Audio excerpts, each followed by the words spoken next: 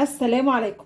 النهارده ان شاء الله الفيديو هيكون معجنات. هنعمل شويه فطاير كده بحشوه اللحمه المفرومه بطريقه سهله جدا. تعالوا بقى نسمي الله ونشوف عملنا الجمال ده ازاي.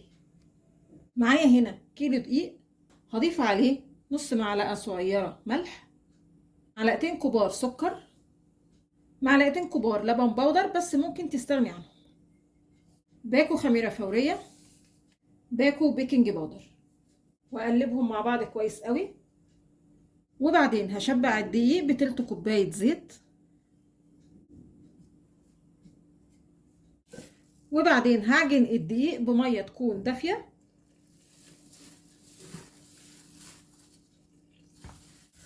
عجنت خلاص كده الدقيق، خد مني بالظبط 3 كوبايات ونص ميه. ممكن تحتاجي زياده في الميه حاجه بسيطه، او ممكن اقل حاجه بسيطه حسب نوع الدقيق معاكي ما بيتشرب السوائل، لحد لما بتلاقي معانا عجينه طريه كده. بصوا، وبتلزق سنه بسيطه. هرش العجينه كده زيت واغطيها كده كويس بكيس تلاجة الاول، وبعدين هغطيها بفوطه نظيفه واستنى كده لحد لما تخمر وحجمها يبقى الضعف. عبال العجين ما يخمر هنحضر الحشوه. معايا هنا لحمه مفرومه وفلفل وبصل متخرطين رفيع، طبعا الكميات اللي تحبيها، من غير اي ماده دهنيه، من غير اي حاجه. اشوح بقى المكونات مع بعضها. هكتفي بشويه الدهون اللي بتخرج من اللحمه، هتسوي لي الخلطه كده مع بعضها وهتطلع الاخر زي الفل ان شاء الله.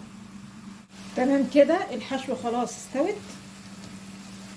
هتبلها بشويه فلفل اسمر، رشه بابريكا، رشه كزبره، واظبط الملح. خلاص كده الحشوه جاهزه، ولازم تكون مفلفله كده ومش خارج منها اي سوائل. خلاص كده العجينه خمرت، وهلمها على بعضها. وشكلت العجين لكور الى حد ما متساويه. هغطيهم تاني كده بكيس تلاجة. هشكل الفطاير، هرش بس الاول شويه دقيق وهفردها كده بشكل بيضاوي. وبعدين هجيب موتزاريلا واضيفها كده على اطراف الفطيره، وبعدين هتني الاطراف كده على الموتزاريلا بالشكل ده. بعد ما قفلت جوانب الفطيره هاجي للمنطقه دي كده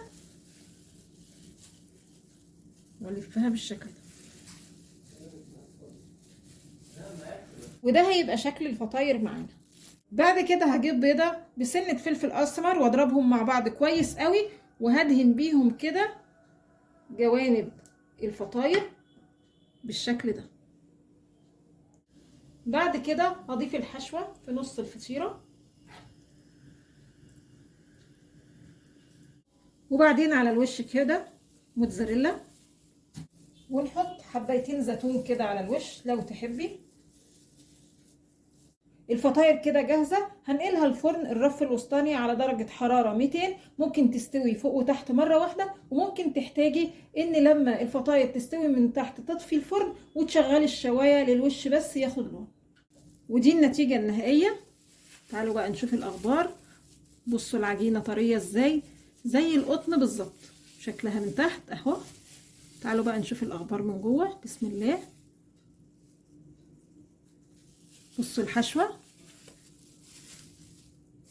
ده شكلها. يا رب النهارده الفيديو البسيط ده يكون عجبكم، وانتظرونا ان شاء الله بفيديو جديد. وما تنسوش الاشتراك في القناه.